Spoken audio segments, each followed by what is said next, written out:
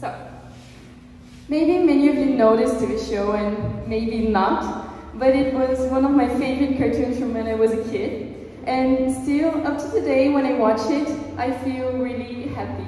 The little child inside me smiles. But actually, who's this little Marina? Well, the inner child, this topic has been spreading across the internet and mostly TikTok where I've seen it. And it's a really romanticized idea today. But I want to bring another concept to this. So, that's when I got in contact with transactional analysis. It is a kind of psychotherapy that looks into the person and into how they connect with others, like how transactions happen. And throughout this talk, I'm gonna refer to it as TA because it's easier. So, this theory was created by the handsome dude there. He's called Marina. And everything I'm going to talk about from now on is based on this. And even though this theory was created in the 1950s, it still applies up to today to understand people and their behavior. So, in this theory, the self, the person, divides itself in 3 ego states, or states of the self. The first one is the child state. And here comes some content, so bear with me here for a bit. The child state has 4, actually, tiny children. Okay, so the first one is a free child, and my favorite. This child inside you is creative, but also pleasure-seeking, so it can lead you to procrastinate from time to time. And there's also the adapted children, which are the rebellious, from when you're like, you don't want to do anything, you're angry, and stuff that comes from this child. And the other one is the submissive, from when you just lower your head and say sorry, and it's fine, you just accept it.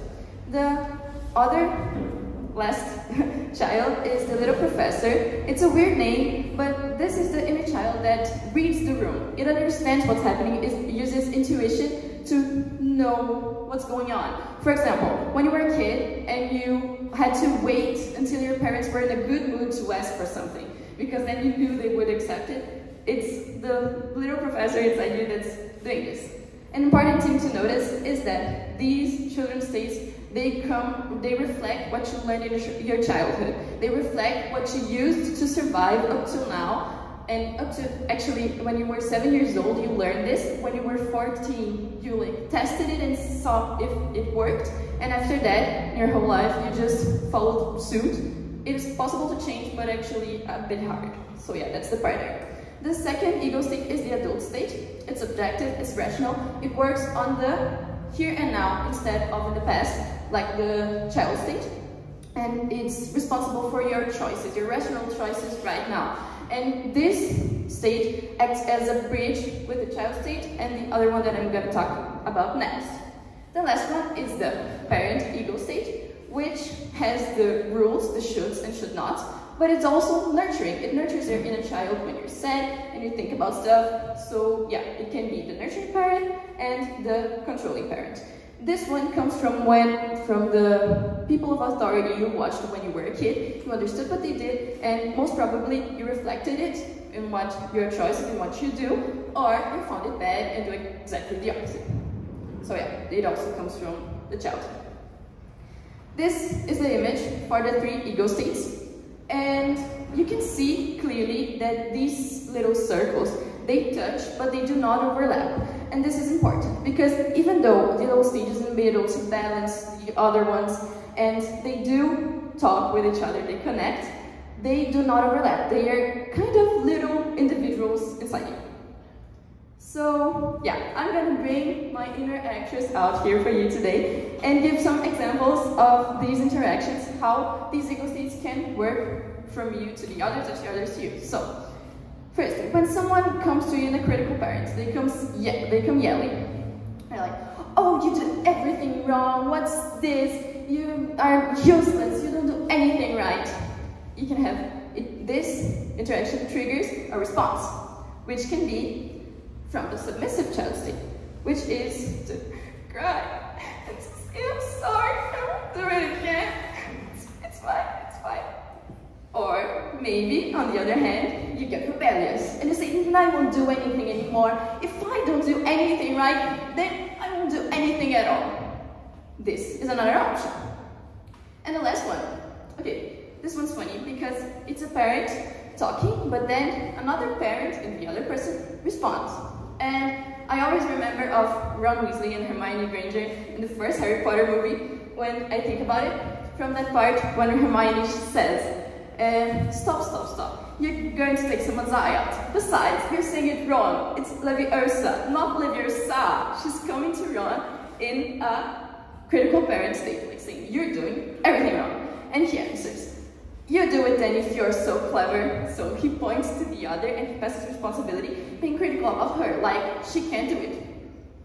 So, yeah. But also, until now, I talked about how these states interact with each other, like other people.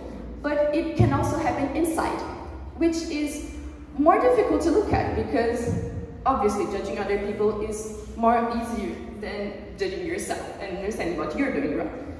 So, I'm gonna bring to you here my story actually. Everyone that knows me knows that I love playing volleyball. And as I told you before, I also love watching TV series. I also love reading books, and as I think everyone likes, spending time with my family and friends. But in the recent months or last years, the IB time has been conflicting with my free time, and I don't have much time to do what I want. And whenever my inner child would yell at me saying, please, let's just take a break, I really want to watch TV or play volleyball, I would suppress it and was like, no, we can't do that, we're gonna lose time and we're gonna get a 0 and it's gonna be awful and we can't. I started to feel guilty. I started to feel guilty of wanting pleasure when I have so much stuff to do. I've been so demanding and it's so hard to get a good grade that I need to study more, I need to study harder. I can't listen to my inner child right now because I'm grown up and I need to own it. Which led to fits of rage actually. I started to repress my inner child and therefore I lived on the controlling parent. Nothing was good. I was critical about myself and I was critical about others. And I got to live on the edge. I was always angry and I started lashing out on others. And this didn't just affect me and my productivity, it also started to hurt the people around me. And after my parents started to talk to me about it and tell me like, wow, you're hurting me this way, we know you have much stuff to do, but just calm down. At first, it got me really irritated because I do have much stuff to do, so stop talking to me right now while I study. But then I decided to listen for a moment and learn about this. And I opened up to understand what I was feeling, understand my emotions, and I acknowledged that what was happening was natural. Emotions, they are chemical. There's the neurotransmitters, they're going off. You can't do anything about it. Emotions happen for 90 seconds and 90 seconds only. After that, it's just you rethinking about it and thinking and being critical and analyzing the situation. After you identify what you're feeling, which emotion is inside you, it turns into a feeling. And feelings, you can choose what you do with them. And therefore, you can work with yourself instead against yourself, which was what I was doing. After understanding this, did I start magically having free time and doing everything I wanted and still doing good with IB? No. I still had to sacrifice much of my free time to study and to work. But I got to some kind of internal peace.